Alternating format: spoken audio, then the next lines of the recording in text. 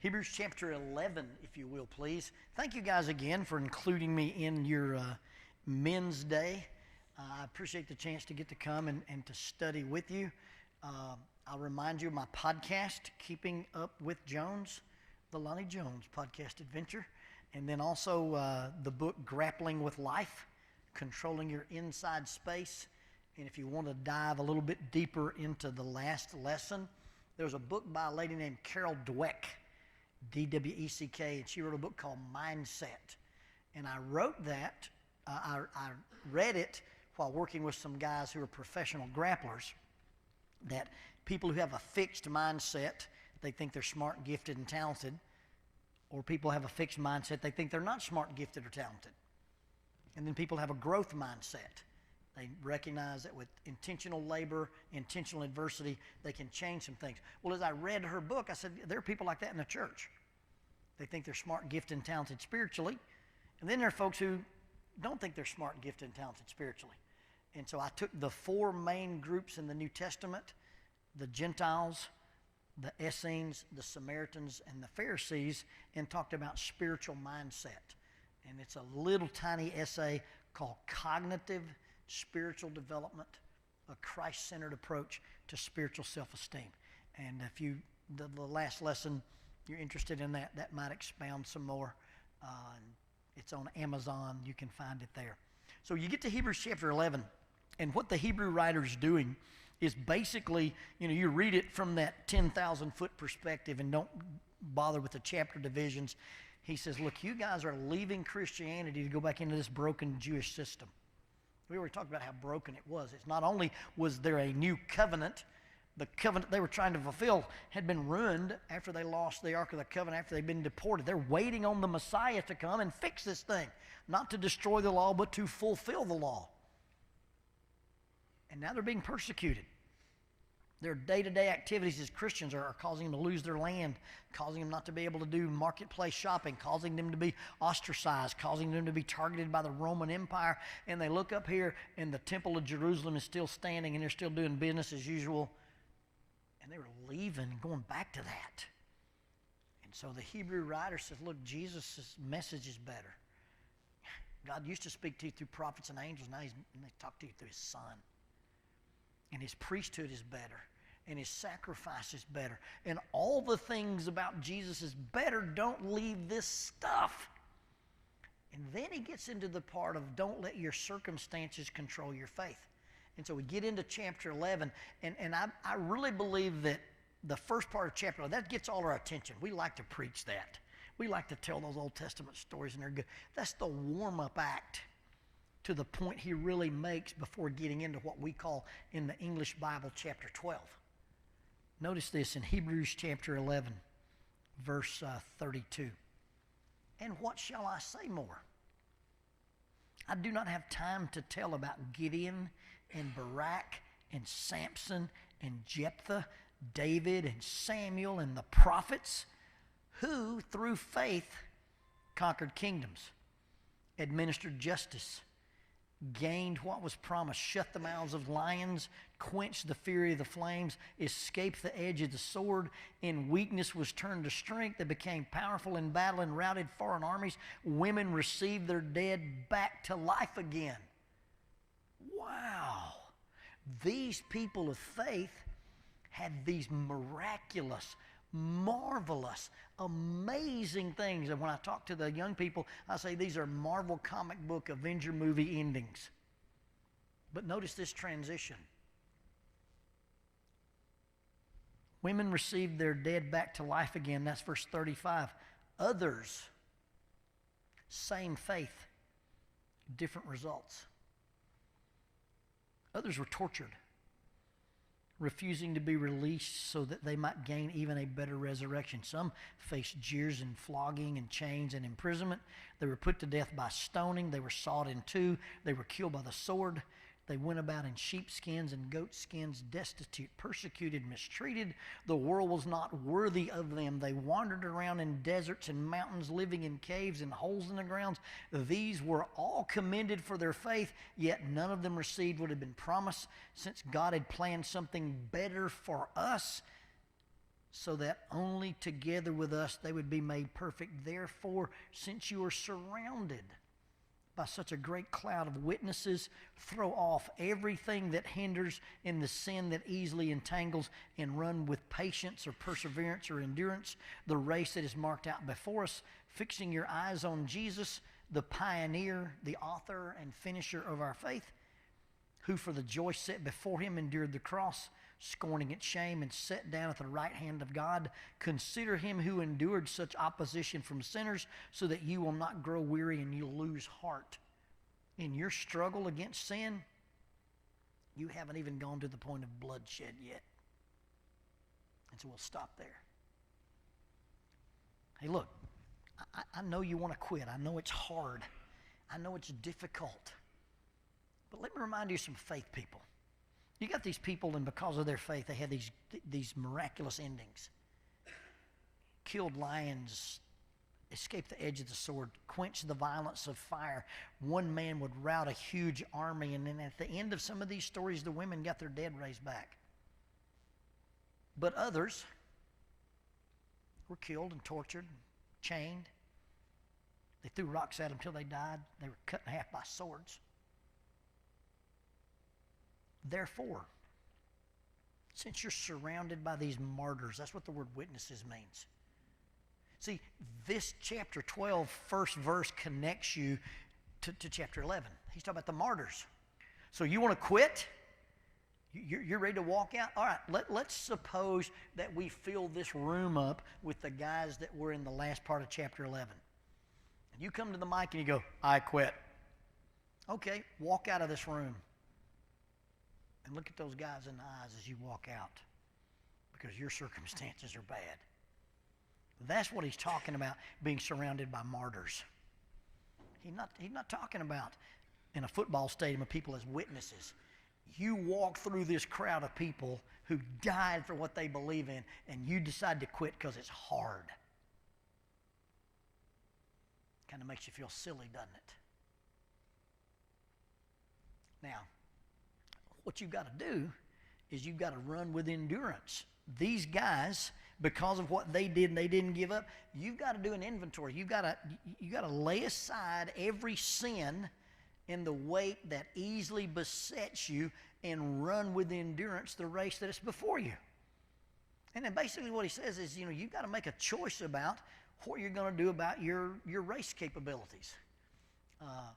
Jack Zorn's daughter, Rhonda, childhood friend of mine, she's good friends with our family, is married to Halo Fernandez.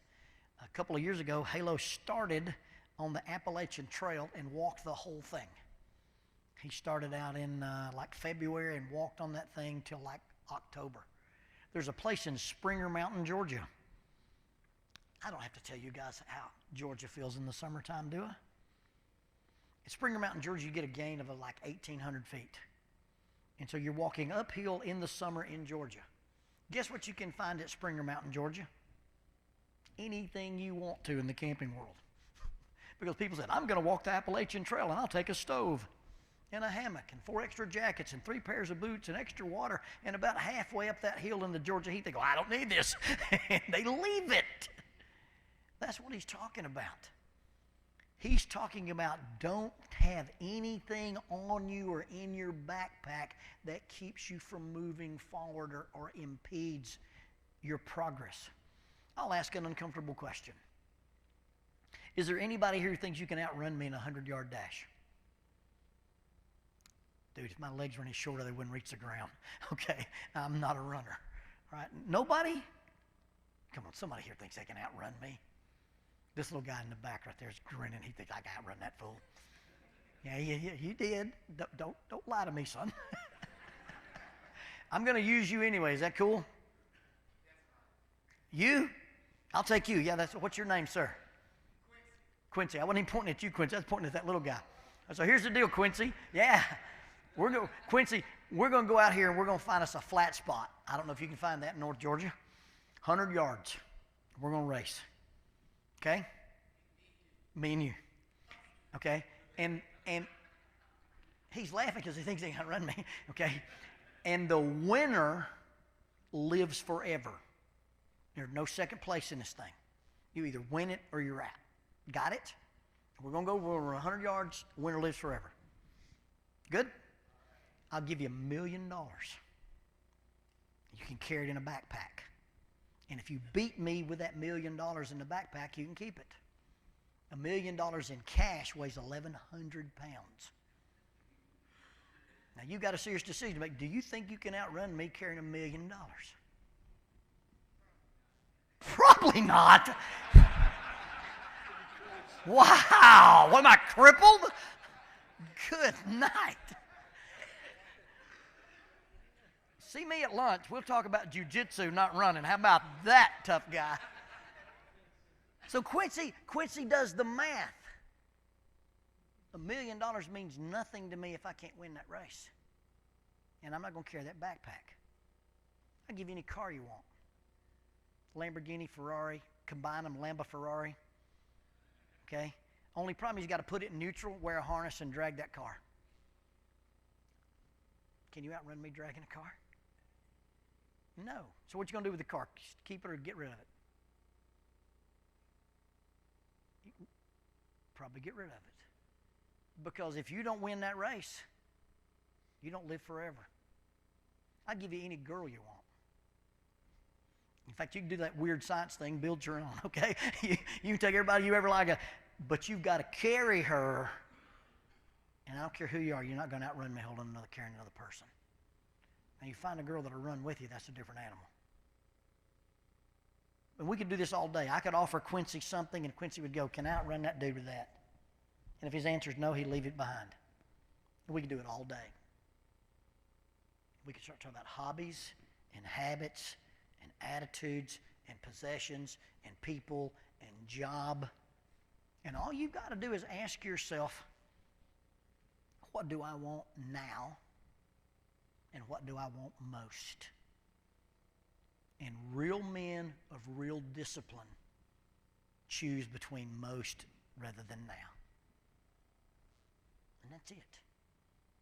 That's the key to being God's man. And all you've got to do is sit down and say, okay, this is my race. And this is what I'm going to do for God. Is this thing, is this friendship, is this girl I'm dating, is this career path, are these guys I hang out with, is this hobby I've got, is access to this electronic device bothering me? I did a podcast episode on allergies.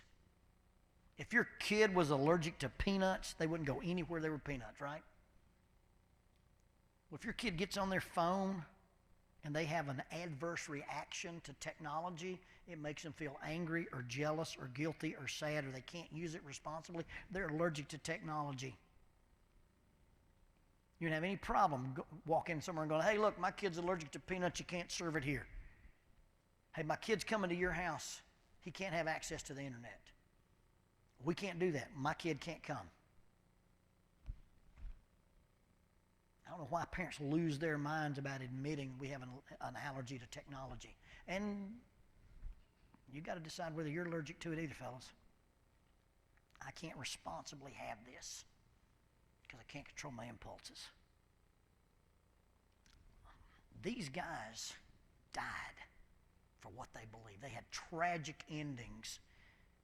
But their faith didn't affect their circumstances, but their circumstances didn't affect their faith. So because you're surrounded by them, because they're the martyrs that surround you, you got to decide to run with endurance this race. Now, running with endurance means it's painful. And the way to get over the painful thing is you do the same thing that Jesus did. Looking unto Jesus, the author and finisher of our faith, who for the joy set before him despised the cross, endured the cross, despised the shame. God said, this is what's happening now, but I've given you this promise later. And Jesus said, this is what I want now. I don't want to die on the cross. He asked God 3 times, let's avoid that. But what did he want most? To be set down at the right hand of God. And so you take, just like Quincy did, take anything that you say, hey, this is something I've got to get rid of, but even though I'm going to get rid of it, it hurts. Well, it only hurts here, and it only hurts for a little while. And once you realize it only hurts for a little while, then you decide this is what I want now, and this is what I want most. And then as the Hebrew writer continues to talk about this, he kind of tells his audience, he says, look, you hadn't even bled yet. I don't know when the last time you did anything that made you bleed. But get serious when blood starts flowing. Right? Yeah, you're being inconvenienced and something. But I'm talking about people who died and you're not even bleeding.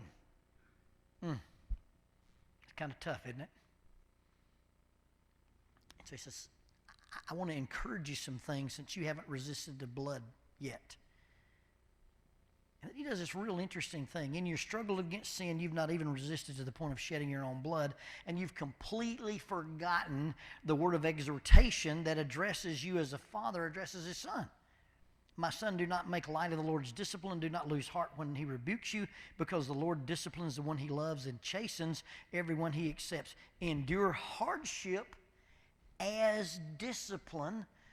God is treating you as children. So he takes this whole section and he says, I want you to understand something. Suffering has a function.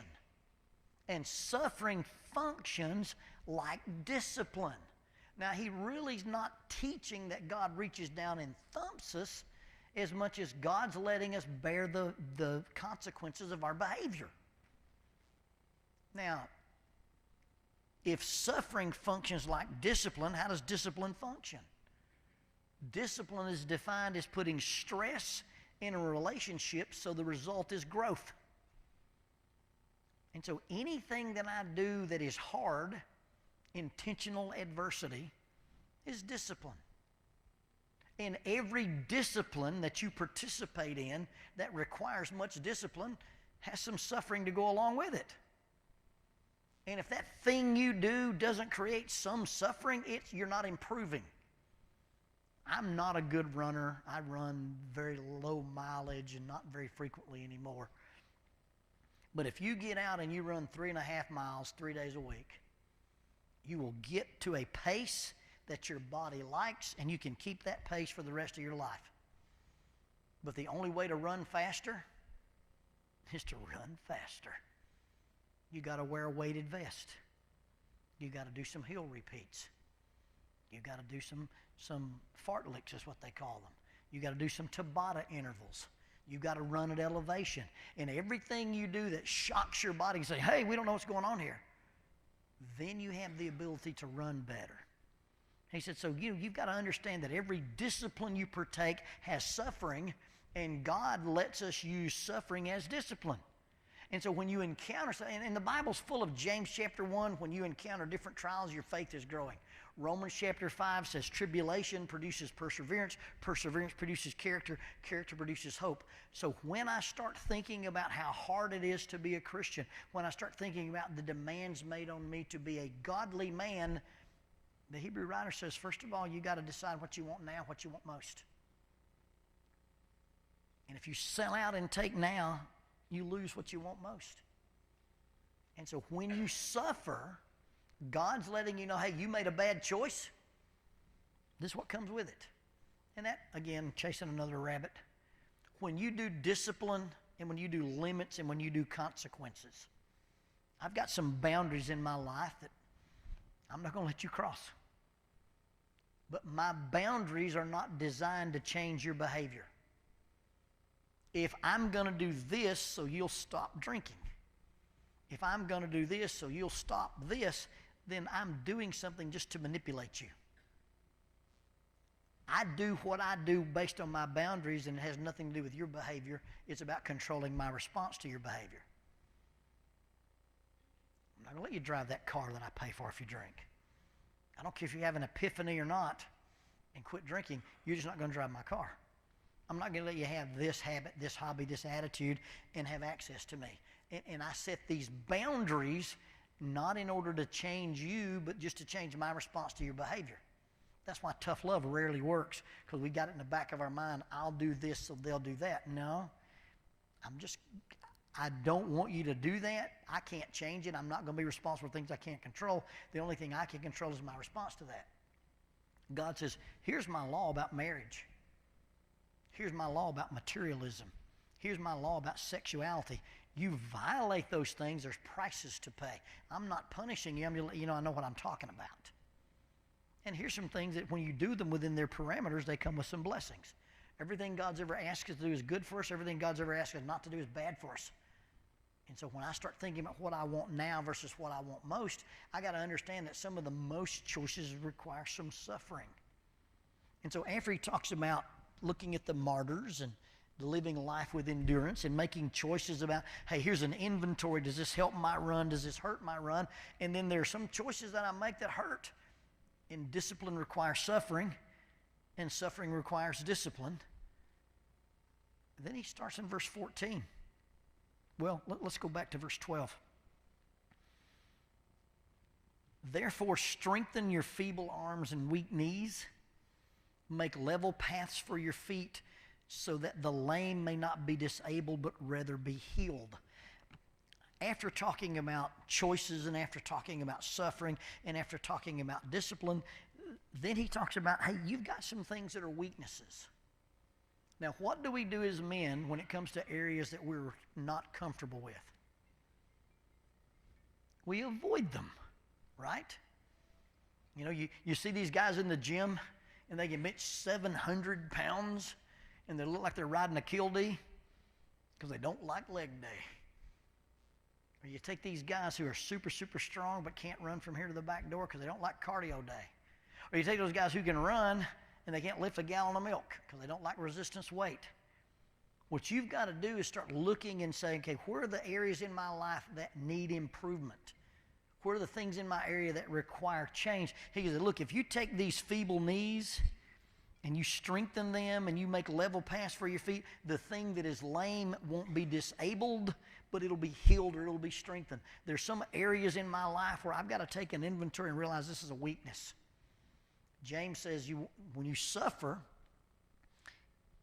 and you find out that you're lacking something, you ask God, and God gives you liberally and does not upbraid.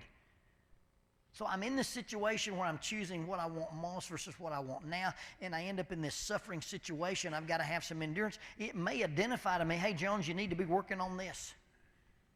And instead of avoiding, and we do what we do because what we do works for us on some level. You say, I can't believe a person makes those dysfunctional choices. Well, a person who's made dysfunctional choices and is still on the planet, it works on some level. They're still on the planet, right? But sometimes we make choices based on things we've learned in our past, and we don't know how to change them in our future. And so they create either dysfunctions or weaknesses. I define a problem as a lack of resources. You don't have what you need. I define a dysfunction as a misuse of resources. You've got what you need, but you're not using it. And so sometimes we learn things and we develop these habits that we need to change, and we don't maybe recognize we need to change them. I've never, and that's with a big N, I've never lived in a house that didn't have a rope swing. I've climbed ropes all my life. I've got a rope swing in my yard right now on the fort I built for my grandson called Fort Gunner. And I've climbed ropes all my life. And when you're swinging on a rope and you're swinging out over a creek or you're swinging over a big cliff or you're even just climbing a rope, you know what happens? You know what your rule is? Don't let go of the rope, because letting go of the rope hurts you. And then they put me in the river behind a boat, and they gave me a rope. And they said, we're going to drag you across the surface of the water. How fun can this be? Well, guess what happens when you're riding in the river and you fall from a water ski? What are you supposed to do? Guess what I've been conditioned to do? Not let go, because this is salvation. Well, if you don't let go of that rope, you start dredging the bottom, okay? I didn't know a catfish could do this, because I went right by that. This thing works for me for years. Don't let go of the rope. But I get over here in this circumstance, I need to know that doesn't work here. There's things that you may have done to get you by in business, and things you've done to get by from your home of origin. There's implicit beliefs you have about how life works, and it really doesn't work that way. As a young person, teenagers, they're egocentric. Now, they're supposed to be, they should grow out of it. But while they're egocentric, everything's about them. They can't walk by a window without looking. They can't pick up a cell phone without taking their own picture. They walk into a room, they hear their own theme music, right? Well, if everything is about you, then everything's also your fault. Mom and Dad divorced and it's on me. That guy sexually molested me. I must have done something wrong. This dude's bullying me. What's wrong with me? And because we're egocentric, everything's about us and everything becomes our fault. And think about people who live in a world where they go, I'm worthless. It's my fault. It's my fault when people hate me. It's my fault when people abuse me. It's my fault when people don't trust me. It's my fault when I can't trust people. And the Hebrew writer says you need to figure out those things that are dysfunctional, those areas in your life that are weak, and you've got to address them. Because if you don't address them, you'll always be at the same level and always fighting the same battles. It's uncomfortable to do that. I do what's comfortable, and what's comfortable I repeat. That's how we develop bad form in athletics. Because I don't like to do it that way. It feels better this way, so I do it that way. It works for me. Well, it only works a little because we follow this dysfunctional pattern. And so the Hebrew writer says, look, take a good look at your life. Look at what you're running with. Look at what's keeping you from running. Look at what trips you. Look at what hinders you. Understand that in order to get rid of some of those things, you got to do some suffering, and suffering is discipline, is suffering. How did Jesus handle the suffering of the cross? He didn't look at the cross. He looked at what was promised. So he looked at what he wanted most rather than what he wanted now. And then he closes with this example, and this example is kind of about emotion-based thinking. Verse 15, see to it that no one falls short of the grace of God, and that no bitter root grows up and causes trouble and defile many. See that no one is sexually immoral or godless like Esau, who for a single morsel of food sold his inheritance. And afterwards, you know, when he wanted to inherit his blessing, he was rejected, even though he sought the blessing with tears, and he could not find a place for repentance. You know the story of Esau, Genesis chapter 25. Esau's been hunting. He comes in from hunting, and he's tired. Now the Bible will say he's either tired, famished, weary, or exhausted. And then he sees his little brother, and his little brother's cooking a red stew. And Esau, the Bible writer says he's tired, weary, faint, exhausted. And Esau will be quoted as saying, hey, give me some of your red stew because I am tired, weary, famished, or exhausted. And his little brother says, sure, you can have my red stew if I can have your birthright. Now, work with me with Esau. First of all, maybe Esau thinks that's not a thing. Can you really get rid of your birthright? Of course not. I was born first, he was born second. You can't change that. Sure, I'll make a deal. Or maybe Esau is so wrapped up in what he wants now, he forgets about what he wants most. Who's Esau's grandfather? Abraham. Is Abraham a homeless dude living under a bridge in Palestine? Abraham had flocks and herds, and so many flocks and herds, he couldn't even live in the same geographic area with Lot. And after Abraham died, who got it? Isaac, just like secondhand lines. The kid gets it all, okay? Esau can't turn around in this camp and not see a sheep, a goat, a turtle dove, a servant with figs. Yet he ignores everything that his father owns and look at this piece of red soup. How many times do we make stupid choices like that? I'm not going to be happy unless I talk to her. And let me tell you something, fellas. You start talking to, and listen, affairs don't happen to people in bad marriages exclusively. Affairs happen to people who are good at relationships, and because we're good at relationships, we're good at relationships. We can carry on a conversation, we know how to flirt. There's some conversations you shouldn't have. There's some people you don't flirt with. Done. You got to cut that off. But when I start talking to this girl at lunch or the little barista at Starbucks or this girl who always wants to come into my office and talk to me about her problems, when me and this third person know more about me and my wife, and me and my wife don't know as much about me and this third person, you get an inverse in intimacy. And that inverse in intimacy is an affair. And it's not a sexual affair yet, but there's fumes in the air and flames somewhere. And somebody will fish. They'll make a sexually inappropriate comment. And depending on how you react, they sitting there testing the water, and eventually somebody's going to touch somebody. You're going to hug somebody, you're going to hold hands, you're going to shake hands, and it's over. So you've got to monitor those boundaries. You've got to be, I can't be happy unless she's my friend. No, you can't be friends with her. You're married. Period. There's some people you can't go over and fix stuff at their house. It ain't your house. Leave it alone. There's some people who don't need your money. Some people don't need your attention. There's other folks who can do that, okay? So Esau comes in, and he's in this emotion-based thinking, and if I don't get this red soup, I'm going to die. Now, how do you go from I'm tired, weary, famished, or exhausted to I'm dying? You understand that? Hey, that is plaguing our world. I'm a little sad, I'm depressed.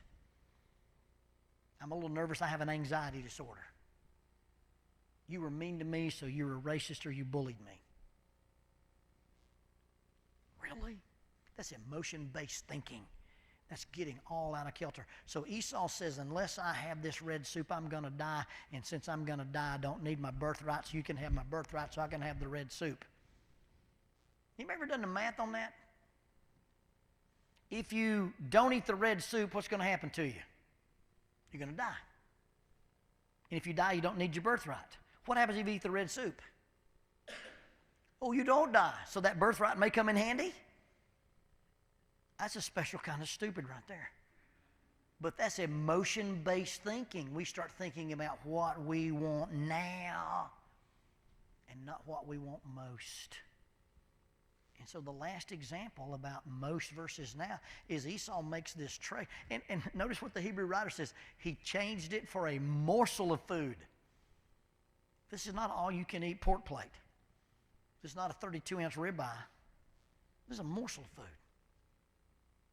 This is red soup. And then he decided, I made a bad trade. And he went so far down that path he couldn't fix it. To be a man of God, we got to look at the consequences of our actions. Hey, I don't want the $1 million, I don't want the car, and I don't want the girl. Why? I want to win the race. Well, there's some things you just turn down because it's not part of your race. And it boils down to what do you want most? Or what do you want now? And I can trade now for most almost any time. But if you trade most for now, sometimes you put yourself in a place that the consequences are going to fall. Now, I'm not saying you can't be forgiven, but the consequences come later. And sometimes those consequences are unavoidable. Esau reached a place where he could not find a place for repentance. As long as we're on this side of eternity, gentlemen, we've got a way to reevaluate our priorities. We've got a way to change our choices, and we've got a way to dictate our futures and choose what we want most rather than what we want now. It's been a pleasure to study with you. I hope we've been practical. I hope it's been beneficial. Most of all, I believe it's been scriptural, and I thank you for the invitation for me to be here, my friend. And I'll turn it back over to you.